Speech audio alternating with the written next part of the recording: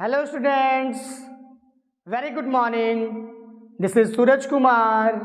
Welcome to my YouTube channel Learning with Suraj Sir.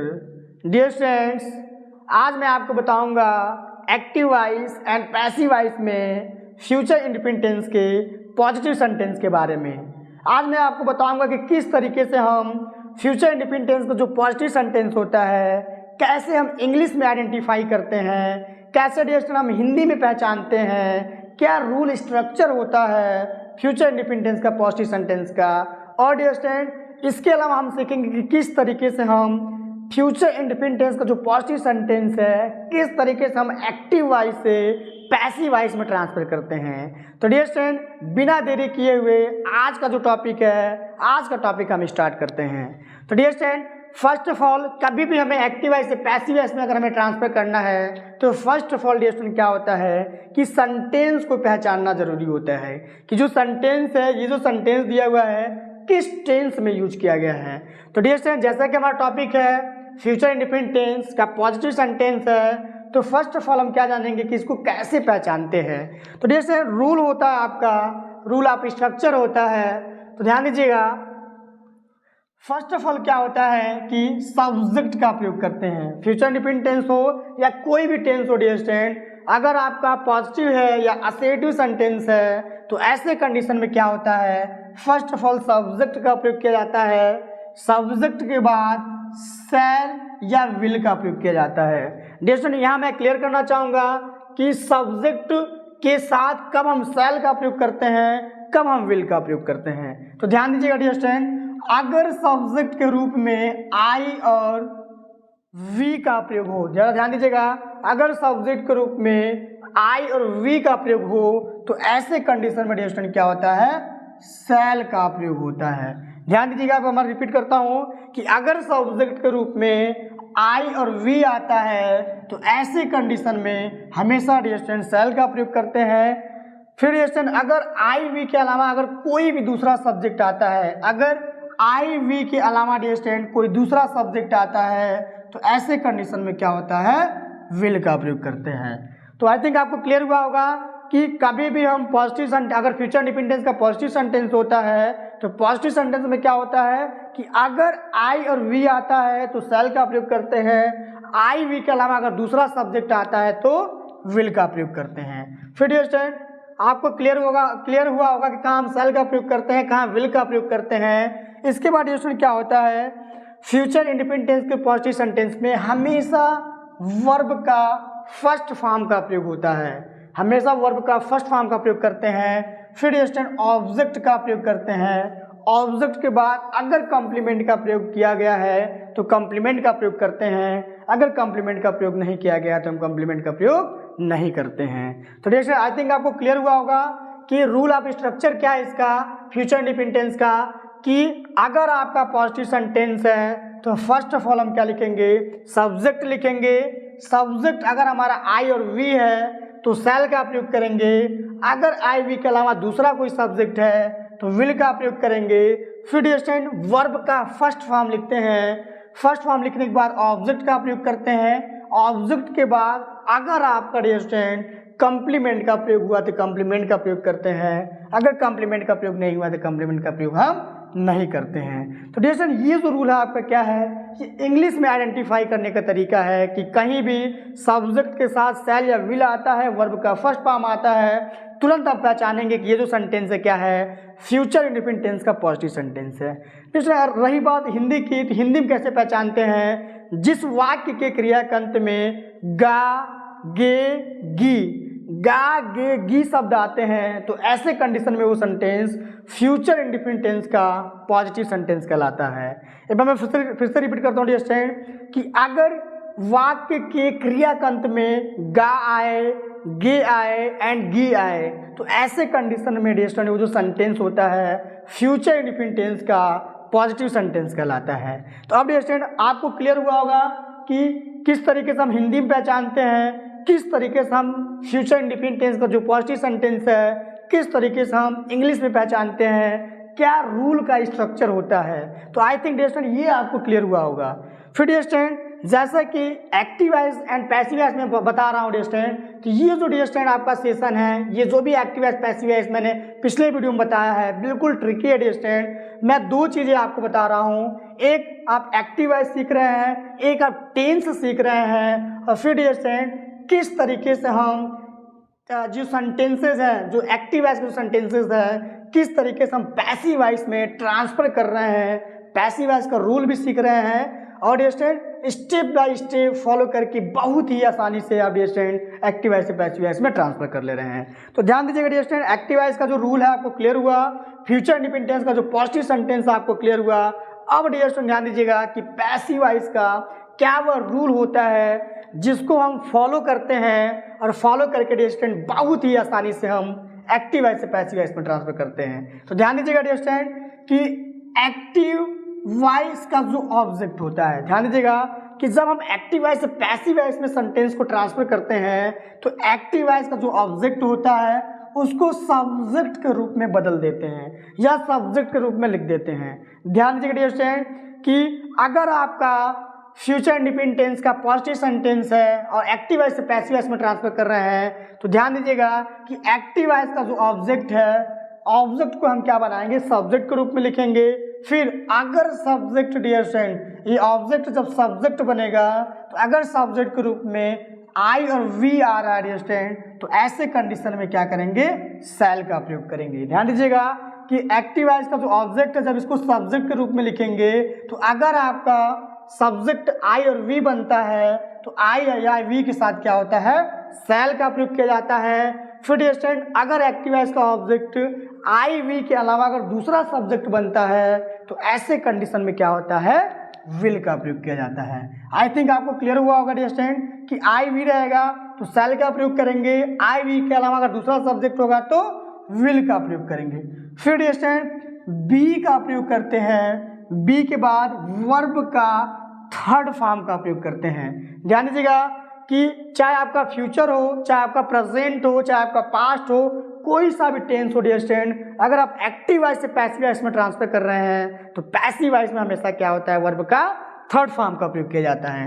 यहाँ क्या लिखेंगे, वर्ब का थर्ड फॉर्म लिखेंगे। फिर डियर स्टूडेंट बाई का प्रयोग किया जाता है, बाई के बाद एक्टिव वॉइस का जो सब्जेक्ट है पैसिव वॉइस में ऑब्जेक्ट के रूप में लिखते हैं। आई थिंक आपको क्लियर हो रहा होगा डियर स्टूडेंट। एक बार मैं फिर से रिपीट करता हूं कि एक्टिव वॉइस का ऑब्जेक्ट सब्जेक्ट के रूप में लिखेंगे, अगर हमारा सब्जेक्ट आई वी बनता है तो सेल बी का प्रयोग करेंगे, अगर सब्जेक्ट आई वी के अलावा दूसरा सब्जेक्ट आता है तो विल बी का प्रयोग करते हैं। फिर डियर स्टूडेंट वर्ब का थर्ड फॉर्म का प्रयोग करते हैं, फिर बाई का प्रयोग करते हैं, और बाई के बाद एक्टिव वॉइस का जो सब्जेक्ट है, सब्जेक्ट को हम ऑब्जेक्ट के रूप में लिखते हैं। तो डियर स्टूडेंट आपने एक्टिव वॉइस का रूल सीखा, पहचानना सीखा, हिंदी में किस तरीके से पहचानते हैं, इंग्लिश में किस तरीके से पहचानते हैं, एक्टिव वॉइस का आपने सीखा। फिर डियर स्टूडेंट जो पैसिव वॉइस का रूल है, पैसिव वॉइस का क्या रूल का स्ट्रक्चर है वो मैंने आपको बताया। अब डियर स्टूडेंट ध्यान दीजिएगा कि इस स्ट्रक्चर को आपको रटना नहीं है डियर स्टूडेंट, इस स्ट्रक्चर को क्या करना है, आपको फॉलो करना है। अब बहुत ही आसानी से आप एक्टिव वॉइस से पैसिव वॉइस में ट्रांसफर कर लेंगे। तो आइए डियर स्टूडेंट बिना देरी किए हुए एक्टिव वॉइस से हम इसको पैसिव वॉइस में ट्रांसफर करते हैं। ध्यान दीजिएगा पहला जो सेंटेंस है, I shall do this work, I shall do this work. Dear Hindi में अगर बात करें तो हिंदी में क्या होगा कि आई शैल डू दिस वर्क का मतलब होता है मैं यह कार्य करूँगा। अभी हमने बताया पहचानने का जो तरीका होता है कि वाक्य के क्रिया के अंत में गा, गे, गी शब्द अगर आते हैं डियर स्टूडेंट तो ऐसे कंडीशन में क्या कहलाता है, फ्यूचर इंडेफिनिट टेंस कहलाता है। तो dear student I shall do this work, अब इसको हमें ये क्या है आपका कि आई आपका सब्जेक्ट है इसलिए शैल का प्रयोग किया गया है, शैल के बाद हम वर्ब का फर्स्ट फॉर्म लिखे हैं, डू का प्रयोग किया है, फिर दिस वर्क क्या है, ऑब्जेक्ट के रूप में लिखे हैं। तो डियर ध्यान दीजिएगा कि सब्जेक्ट के रूप में क्या है आपका आई है, शैल क्या आपका हेल्पिंग वर्ब है, डू मेन वर्ब का फर्स्ट फॉर्म है, दिस वर्क क्या आपका ऑब्जेक्ट है। तो dear part of the sentence अब आपको पता चल गया है कि क्या सब्जेक्ट है, क्या वर्ब है, क्या ऑब्जेक्ट है, क्या ऑक्सिलरी वर्ब है। अब डियर बहुत ही आसानी से आप एक्टिव वॉइस से पैसिव वॉइस में ट्रांसफर कर लेंगे। अब बस आपको रूल को देखना है, रूल को डियर आपको समझना है, रटना नहीं है बिल्कुल, इसमें रूल को ही आपको फॉलो करना है। अब बहुत ही आसानी से आप एक्टिव वॉइस से पैसिव वॉइस में ट्रांसफर कर लेंगे। अभी देखिए रूल क्या है, एक्टिव वॉइस का ऑब्जेक्ट इसमें क्या है, दिस वर्क। एक्टिव वॉइस का ऑब्जेक्ट क्या है आपका, दिस वर्क है। पैसिव वॉइस में क्या बनाएंगे, इसी को सब्जेक्ट के रूप में लिख देंगे। क्या करेंगे स्टूडेंट, इसी को हम सब्जेक्ट के रूप में लिखेंगे। तो लिखेंगे क्या, दिस वर्क। अब दिस वर्क हमने लिख दिया स्टूडेंट। अब हमें ये देखना है कि रूल में शैल का प्रयोग करेंगे कि विल का प्रयोग करेंगे। तो स्टूडेंट शैल या विल डिपेंड करेगा किसके ऊपर, सब एक्टिव वॉइस का जो ऑब्जेक्ट है जब हम सब्जेक्ट के रूप में लिखेंगे इसके ऊपर डिपेंड करेगा। अगर आपका आई और वी आता है तो शैल का प्रयोग करेंगे, अगर आई वी के अलावा दूसरा सब्जेक्ट आता है तो विल का प्रयोग करेंगे। तो स्टूडेंट आई वी नहीं आया है, ये क्या है आपका, दिस वर्क है, तो इसके लिए हम क्या करेंगे, विल का प्रयोग करेंगे। तो क्या लिखेंगे स्टूडेंट, विल। फिर रूल में आपका बी है, रूल को स्टेप बाय स्टेप फॉलो करिए, अब बहुत ही आसानी से आप एक्टिव वॉइस से पैसिव वॉइस में ट्रांसफर कर लेंगे। तो लिखेंगे बी के बाद वर्ब का थर्ड फॉर्म। देखिए मेन वर्ब क्या आपका, डू है। जैसे मेन वर्ब का ये फर्स्ट फॉर्म है, सेकेंड फॉर्म आपका डिड होता है और थर्ड फॉर्म क्या होता है आपका, डन होता है। तो थर्ड फॉर्म लिखेंगे डन के बाद बाई का प्रयोग करेंगे। बाई के बाद एक्टिव वॉइस का सब्जेक्ट क्या है, आई है।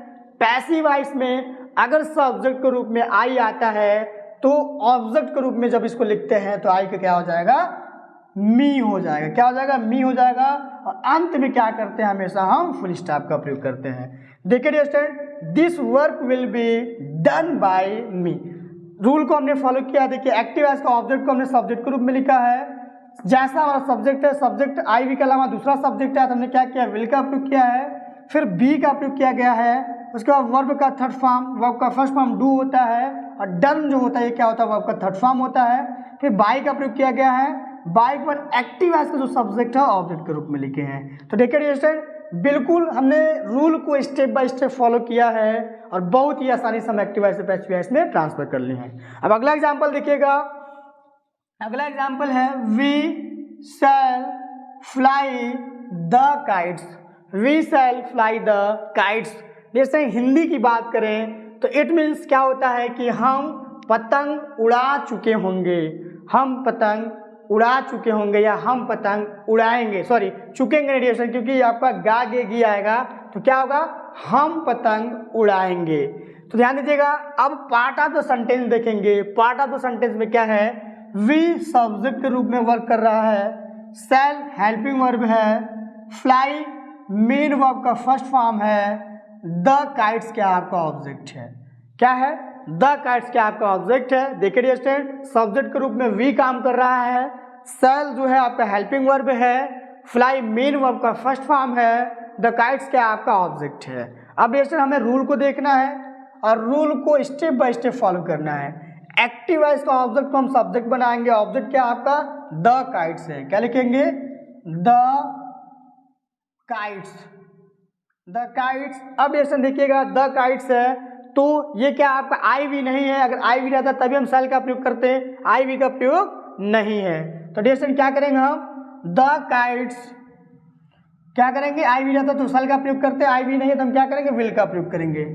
तो क्या होगा, will. The kites will B verb का थर्ड फॉर्म, फ्लाई आपका वर्ब का फर्स्ट फॉर्म है, फ्लू सेकेंड फॉर्म होता है, फ्लोन क्या होता है आपका थर्ड फॉर्म होता है।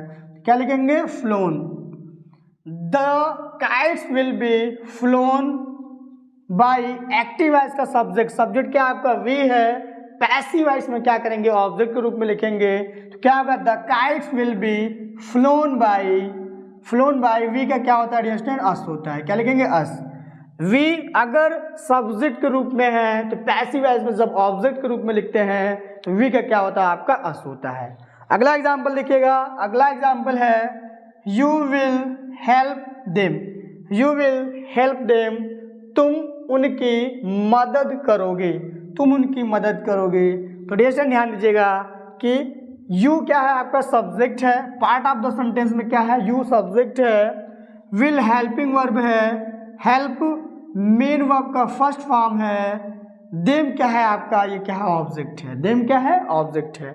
अब हमें ऑब्जेक्ट, सब्जेक्ट, हेल्पिंग वर्ब और जो आपका मेन वर्ब है, पार्ट ऑफ द सेंटेंस के बारे में हमें पूरी तरीके से जानकारी मिल गई है। अब हम इसको बहुत ही आसानी से एक्टिव वॉइस से पैसिव वॉइस में ट्रांसफर कर लेंगे। रूल बस डियर स्टूडेंट आपको याद करना है। रूल आपको अगर याद रहेगा तो क्या करेंगे, एक्टिव वॉइस का जो ऑब्जेक्ट है इसको सब्जेक्ट के रूप में लिखेंगे। तो देम का डियर स्टूडेंट, देम ऑब्जेक्ट के रूप में है, जब इसको सब्जेक्ट के रूप में लिखेंगे तो देम का क्या होता है, दे होता है। क्या होता है, दे होता है। अगर आई वी रहता तो सेल का प्रयोग करते हैं, लेकिन आई वी का प्रयोग नहीं किया गया है। तो यहाँ क्या होगा डियर स्टूडेंट, विल का प्रयोग करेंगे, दे विल। फिर बी का प्रयोग करेंगे, बी के बाद वर्ब का थर्ड फॉर्म हेल्प, ये क्या आपका वर्ब का फर्स्ट फॉर्म है। हेल्प्ड क्या होता है, आपका वर्ब का थर्ड फॉर्म होता है। क्या लिखेंगे, helped, helped by. Active voice का सब्जेक्ट क्या आपका यू है। सब्जेक्टिव में भी, सब्जेक्टिव केस में भी डियर यू ही होता है और ऑब्जेक्टिव केस में भी आपका यू ही होता है, कोई भी चेंज नहीं होता। क्या लिखेंगे, यू। अंत में क्या करते हैं, फुल स्टॉप का प्रयोग करते हैं। They will be helped by you. अगला एग्जाम्पल देखिएगा, अगला एग्जाम्पल है they will wash the clothes. They will wash the clothes, it means वे कपड़े धोएंगे। लेकिन पहचानना आना चाहिए आपको। देखिए बहुत ही आसान है, मैं एक्टिव वॉइस का भी स्ट्रक्चर बताया है, फ्यूचर इंडेफिनिट टेंस का जो पॉजिटिव सेंटेंस है इसका स्ट्रक्चर मैंने आपको बताया है। देखिए सब्जेक्ट के साथ क्या रहा आपका, विल आ रहा है। अगर कहीं भी सब्जेक्ट के साथ विल आता है और मेन वर्ब का फर्स्ट फॉर्म आता है, तुरंत आप पहचानेंगे कि ये जो टेंस है, ये जो सेंटेंस है, फ्यूचर इंडेफिनिट टेंस का पॉजिटिव सेंटेंस है। तो ध्यान दीजिएगा dear student, part of the sentence देखते हैं। सब्जेक्ट दे है, विल हेल्पिंग वर्ब है, वास क्या आपका मेन वर्ब का फर्स्ट फॉर्म है, द क्लॉथेज क्या आपका ऑब्जेक्ट है। सब्जेक्ट, हेल्पिंग वर्ब, विल, वास आपका मेन वर्ब का फर्स्ट फॉर्म है, द क्लॉथेज क्या आपका ऑब्जेक्ट है। तो जैसा कि हमने बताया कि एक्टिव वॉइस का ऑब्जेक्ट को हम क्या बनाते हैं, सब्जेक्ट के रूप में लिखेंगे। तो क्या लिखेंगे, the clothes, the clothes, the clothes. आई भी रहता है तो सेल का प्रयोग करते हैं, यहाँ आई वी का प्रयोग नहीं किया गया है, तो क्या होगा, विल का प्रयोग होगा, विल। फिर बी का प्रयोग करेंगे, बी के बाद वर्ब का थर्ड फॉर्म, वास आपका मेन वर्ब का फर्स्ट फॉर्म है, थर्ड फॉर्म क्या होता है, वास्ड। क्या होगा, वास्ड। फिर बाई का प्रयोग करेंगे, बाई के बाद एक्टिव वॉइस का जो सब्जेक्ट है दे, ऑब्जेक्ट के रूप में जब लिखते हैं तो दे का ऑब्जेक्ट क्या होता है, देम होता है। अंत में क्या करेंगे, फुल स्टॉप का प्रयोग करेंगे। The clothes will be washed by them. अगला एग्जाम्पल देखिएगा, और ये जो एग्जाम्पल है बहुत ही ज़्यादा इंपॉर्टेंट है, बहुत ज़्यादा आपका पूछा जाता है कॉम्पिटिटिव लेवल के एग्जाम में, बोर्ड एग्जाम में। इस टाइप के जो सेंटेंस है बहुत ही इंपॉर्टेंट है डियर स्टूडेंट, बहुत ही ज़्यादा इंपॉर्टेंट है। कह रहा you will laugh at him, you will laugh at him, it means तुम उस पर हंसोगे, तुम उस पर हंसोगे। तो डियर स्टूडेंट अभी हम पार्ट ऑफ द सेंटेंस को आइडेंटिफाई करते हैं। यू इसमें सब्जेक्ट के रूप में कार्य कर रहा है, विल आपका हेल्पिंग वर्ब है, लाफ मेन वर्ब का फर्स्ट फॉर्म है, मेन वर्ब का फर्स्ट फॉर्म है। एट, लाफ के साथ हमेशा एट प्रपोजिशन का प्रयोग किया जाता है। और हिम जो है डियर क्या आपका ऑब्जेक्ट के रूप में काम कर रहा है। क्या रहा है कि you will laugh at him, तुम उस पर हंसोगे। अब डियर स्टूडेंट आपको सब्जेक्ट भी पता है, हेल्पिंग वर्ब भी पता है, मेन वर्ब और ऑब्जेक्ट के बारे में भी पता है। तो अब इसको पैसिव वॉइस में ट्रांसफर करते हैं। तो पैसिव वॉइस में ट्रांसफर करने के लिए क्या होता है, एक्टिव वॉइस का जो ऑब्जेक्ट होता है उसी को हम सब्जेक्ट के रूप में लिखेंगे। तो क्या होगा, हिम का क्या होगा, ही होगा। अब ही जैसा कि है डियर स्टूडेंट, ही क्या है आपका, ही क्या है, आई वी के अलावा आपका अदर सब्जेक्ट है, तो इसलिए इसके साथ क्या करेंगे, विल का प्रयोग करेंगे। फिर बी का प्रयोग करेंगे, ही विल बी। फिर वर्ब का थर्ड फॉर्म, तो लाफ का होता है डियर स्टूडेंट, लाफ्ड। क्या होगा, लाफ्ड, लाफ का लाफ्ड। फिर डियर स्टूडेंट फिर ये जो एट प्रपोजिशन है, ध्यान दीजिएगा, यही आपको ध्यान देना है। एट प्रपोजिशन रहेगा डियर स्टूडेंट, कभी भी लाफ के साथ हमेशा आपका एट प्रपोजिशन का प्रयोग होता है। तो यहाँ एट का प्रयोग करेंगे। फिर एट के साथ क्या होता है, हम बाई का भी प्रयोग करेंगे। ध्यान दीजिएगा, एट के साथ हम क्या करेंगे, बाई का भी प्रयोग करेंगे। ऐसा नहीं है कि हमने एट का प्रयोग कर दिया है तो बाई का प्रयोग नहीं करेंगे। क्या करेंगे, एट के बाद बाई का प्रयोग करेंगे, जैसा कि आपका रूल में दिया है। तो हम बाई का प्रयोग करेंगे। फिर बाई के बाद एक्टिव वॉइस का जो सब्जेक्ट है, सब्जेक्ट क्या आपका यू है, जब ऑब्जेक्ट के रूप में लिखते हैं तो यू में कोई चेंज नहीं होता है। यू सब्जेक्टिव केस में भी होता है और ऑब्जेक्टिव केस में भी। कर्ता कारक के रूप में भी लिख सकते हैं और कर्म कारक के रूप में भी। He will be laughed at by you. अगला एग्जाम्पल देखिएगा, she will teach Hindi. She will teach Hindi, it means वह हिंदी पढ़ाएंगी, वह हिंदी पढ़ाएंगी। तो आप देखिए part of the sentence, she subject के रूप में कार्य कर रहा है, विल हेल्पिंग वर्ब है, टीच क्या है, मेन वर्ब का फर्स्ट फॉर्म है, हिंदी क्या आपका ऑब्जेक्ट है। अब ऑब्जेक्ट हमें हिंदी मिला तो हिंदी को हम क्या बना देंगे, सब्जेक्ट बना देंगे। लिखेंगे Hindi will be, Hindi will be. फिर वर्ब का थर्ड फॉर्म, टीच का जो थर्ड फॉर्म होता है टाट होता है डिस्टेंट, टाट। फिर बाई का प्रयोग करेंगे, बाई एक्टिव एज के सब्जेक्ट को ऑब्जेक्ट के रूप में लिखेंगे तो सी का क्या होता है आपका ऑब्जेक्ट हर होता है। हिंदी विल बी टाट बाई हर। रूल को देखिए डिस्टेंट आपको फॉलो करना है, स्टेप बाय स्टेप फॉलो करना है और बहुत ही आसानी से आप एक्टिव वॉइस से पैसिव वॉइस में ट्रांसफर कर लेंगे। अगला एग्जांपल है डिस्टेंट, I shall forgive him. I shall forgive him, it means मैं उसे माफ कर दूंगा, मैं उसे माफ कर दूंगा। आई डिस्टेंट क्या आपका सब्जेक्ट है, शैल हेल्पिंग वर्ब है, फॉरगिव मेन वर्ब का फर्स्ट फॉर्म है, हिम क्या आपका ऑब्जेक्ट है। तो ऑब्जेक्ट हमें पता चला कि ऑब्जेक्ट के रूप में क्या है, हिम है। ऑब्जेक्ट को जब सब्जेक्ट के रूप में लिखेंगे तो हिम का क्या जाता है, ही हो जाएगा। क्या हो जाएगा, ही हो जाएगा। और जैसा कि आई भी रहता तभी हम शैल का प्रयोग करते हैं, आई भी का प्रयोग नहीं किया गया है तो क्या है, ही है। ही के लिए क्या करेंगे, विल का प्रयोग करेंगे। क्या करेंगे, ही के बाद क्या करेंगे कि विल का प्रयोग करेंगे। विल के बाद बी लिखेंगे, बी के बाद वर्ब का third form. Forgive first form होता है, फॉरगिव सेकेंड फॉर्म होता है, फॉरगिवन क्या होता है आपका थर्ड फॉर्म होता है। क्या लिखेंगे, फॉरगिवन, फॉरगिवन। फिर बाई का प्रयोग करेंगे, बाई के बाद एक्टिव वॉइस का जो सब्जेक्ट है क्या करेंगे, एक्टिव वॉइस के सब्जेक्ट को ऑब्जेक्ट के रूप में लिखेंगे तो क्या करेंगे डिस्टेंट, आई का क्या होगा, मी हो जाएगा। जब आई को ऑब्जेक्ट के रूप में लिखेंगे तो क्या हो जाएगा, मी हो जाएगा। He will be forgiven by me, he will be forgiven by me. अगला एग्जाम्पल देखिएगा डिस्टेंट, अगला एग्जाम्पल है ही cheated, sorry, he will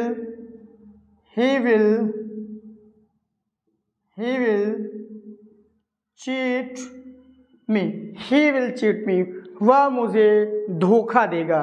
तो डिस्टेंट ध्यान दीजिएगा कि ही क्या है आपका सब्जेक्ट है, विल ऑक्सिलरी वर्ब या हेल्पिंग वर्ब है, चीट क्या आपका मेन वर्ब का फर्स्ट फॉर्म है, मी क्या आपका ऑब्जेक्ट है। तो डिस्टेंट ध्यान दीजिएगा कि मी क्या है, ऑब्जेक्ट है। ऑब्जेक्ट को जब सब्जेक्ट के रूप में लिखेंगे तो मी का क्या होता है डिस्टेंट, आई होता है। क्या होता है, आई होता है। अभी हमने बताया कि अगर आई और वी रहता है तो क्या करेंगे, शैल का प्रयोग करेंगे। तो क्या करेंगे यहाँ पे, शैल का प्रयोग करेंगे। आई शैल, फिर बी का प्रयोग करेंगे, आई शैल बी वर्ब का थर्ड फॉर्म। रूल में देखिएगा बी लिखने के बाद शैल बी या विल बी लिखने के बाद वर्ब का थर्ड फॉर्म का प्रयोग करेंगे तो वर्ब का थर्ड फॉर्म क्या होगा आपका, चीटेड। क्या होगा, cheated. I shall be cheated. फिर बाई का प्रयोग करेंगे, बाई के बाद एक्टिव वॉइस तो सब्जेक्ट है, सब्जेक्ट क्या आपका ही है। पैसिव वॉइस में ऑब्जेक्ट के रूप में लिखेंगे तो ही का क्या होता है डिस्टेंट, हिम होता है। क्या होता है, हिम होता है। I shall be cheated by him. तो डिस्टेंट ध्यान दीजिएगा, कभी भी आई रहेगा, वी रहेगा तो शैल का प्रयोग करेंगे। आई वी का अलावा अगर दूसरा सब्जेक्ट होता है विल का प्रयोग करते हैं। लास्ट एग्जांपल देखिएगा डिस्टेंट इस टॉपिक का, ही देखिएगा they will beat us, they will beat us, वे हमें पीटेंगे। तो डिस्टेंट अस क्या आपका ऑब्जेक्ट है, दे क्या आपका सब्जेक्ट है, विल हेल्पिंग वर्ब है, बीट क्या आपका मेन वर्ब का फर्स्ट फॉर्म है। तो अस का ऑब्जेक्ट है, इसको सब्जेक्ट के रूप में लिखेंगे तो क्या होगा, वी। अस ऑब्जेक्ट है, जब इसको सब्जेक्ट के रूप में लिखते हैं तो क्या होता है डिस्टेंट, वी होता है। अस का ऑब्जेक्टिव फॉर्म क्या होता है आपका, वी का ऑब्जेक्टिव फॉर्म वी होता है, अस होता है, और अस का जो सब्जेक्टिव फॉर्म क्या होता है आपका वी होता है। तो क्या लिखेंगे, वी के साथ हमेशा सेल का प्रयोग करते हैं। स्टूडेंट आई वी रहेगा तो सेल का प्रयोग करेंगे, आई वी के अलावा अगर दूसरा सब्जेक्ट रहेगा तो विल का प्रयोग करेंगे। तो देखिए आई आया तो सेल का प्रयोग किया है, वी आया है तो हम सेल का प्रयोग करेंगे।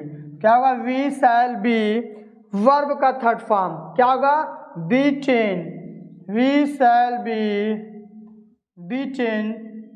फिर बाई का प्रयोग करेंगे, by, we shall be beaten by. They का क्या होता है स्टूडेंट, देम होता है। क्या होता है, देम होता है। We shall be beaten by them. देखिए दे सब्जेक्ट है, विल आपका हेल्पिंग वर्ब है, बीट मेन वर्ब का फर्स्ट फॉर्म है, और अस क्या आपका ऑब्जेक्ट है। तो ऑब्जेक्ट को हमने क्या बनाया है, सब्जेक्ट। रूल को देखिएगा, एक्टिव वॉइस का ऑब्जेक्ट को हमने सब्जेक्ट बनाया है। फिर अगर आई वी है तो शैल बी का प्रयोग, वी है इसलिए हमने क्या किया है, शैल बी का प्रयोग किया है। शैल बी के बाद वर्ब का थर्ड फॉर्म का प्रयोग किया गया है। फिर बाई का प्रयोग किया गया है, और बाई के बाद एक्टिव वॉइस का जो सब्जेक्ट है हमने पैसिव वॉइस में क्या बनाया है, ऑब्जेक्ट बनाया है। तो डियर स्टूडेंट्स, मैं उम्मीद करता हूं कि आज का जो मैंने टॉपिक बताया, आज मैंने आपको बताया कि किस तरीके से हम एक्टिव वॉइस पैसिव वॉइस में फ्यूचर इंडिपेंडेंट टेंस का जो पॉजिटिव सेंटेंस है किस तरीके से हम इंग्लिश में आइडेंटिफाई करते हैं, हिंदी में किस तरीके से पहचानते हैं, क्या रूल स्ट्रक्चर होता है पॉजिटिव सेंटेंस का। फिर डियर स्टूडेंट इसके अलावा मैंने आपको ये बताया कि किस तरीके से हम एक्टिव वॉइस से पैसिव वॉइस में ट्रांसफर करते हैं, पैसिव वॉइस का जो रूल है मैंने रूल के बारे में बताया। और फिर डियर स्टूडेंट मैंने आपको बताया किस तरीके से हम पैसिव वॉइस के रूल को स्टेप बाय स्टेप फॉलो करते हैं, और फॉलो करके डियर स्टूडेंट बहुत ही आसानी से एक्टिव वॉइस से पैसिव वॉइस में ट्रांसफर करते हैं। तो आज का जो टॉपिक है मैं उम्मीद करता हूँ आपको बहुत ही अच्छे तरीके से समझ में आया होगा। डियर स्टूडेंट अगला जो हमारा टॉपिक होने वाला है, अगला वीडियो में आपको बताऊंगा कि किस तरीके से एक्टिव वॉइस और पैसिव वॉइस में फ्यूचर इंडिपेंडेंट टेंस का जो नेगेटिव सेंटेंस है किस तरीके से आइडेंटिफाई करते हैं, और आइडेंटिफाई करके डियर स्टूडेंट किस तरीके से हम एक्टिव वॉइस से पैसिव वॉइस में ट्रांसफर करते हैं। तो डियर स्टूडेंट अगर अभी तक आपने हमारे चैनल को सब्सक्राइब नहीं किया है, जैसा कि जो चैनल है आपका लर्निंग विद सूरज सर, ये ऐसा चैनल है जिसपे free of cost English grammar पढ़ाया जाता है। अगर डियर स्टूडेंट आप बोर्ड एग्जाम की तैयारी कर रहे हैं या कॉम्पिटिटिव लेवल का जो एग्ज़ाम है अगर उसकी तैयारी कर रहे हैं तो भी डियर स्टूडेंट ये जो आपका चैनल है आपके लिए बहुत ही ज़्यादा बेनिफिशियल है। तो डियर स्टूडेंट अगर अभी तक आपने हमारा जो वीडियो है लाइक नहीं किया है, शेयर नहीं किया है, और डियर स्टूडेंट अगर कमेंट, अगर आपको कोई टॉपिक है जो नहीं समझ में आ रहा है, इस टॉपिक से रिलेटेड अगर आपको कोई दिक्कत है तो डियर स्टूडेंट ज़रूर आप कमेंट कर सकते हैं, कमेंट करके आप पूछ सकते हैं।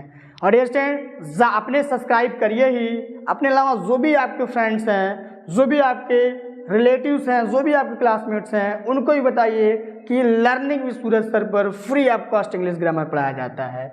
डियर स्टूडेंट्स हमारे साथ बने रहने के लिए और आपका जो कीमती समय है, आपका कीमती समय मुझे देने के लिए बहुत बहुत धन्यवाद डियर स्टूडेंट्स।